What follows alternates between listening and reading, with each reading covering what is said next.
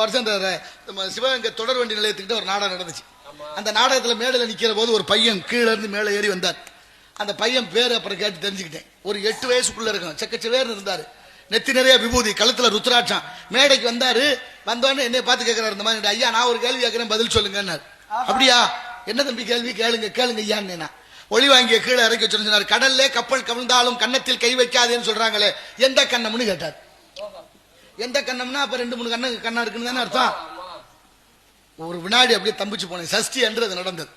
தம்பி கேட்ட கேள்வி என்ன? கடல்ல கப்பல் கவிழ்ந்தாலும் கன்னத்தில் கை வைக்காது அப்படின்னா சில பேர் சொல்லுவா, என்ன காலங்காத்தால கன்னத்துல கைய வச்சுக்கிட்டு கப்பலா கவுந்து வச்சு கையெடு கன்னத்துல சொல்றோம் இல்ல, அதைத்தான் நம்ம நினைச்சுக்கிட்டு இருந்தோம். ஆனா அதுல இன்னொரு அர்த்தம். கண்ணம்னா திருட்டு.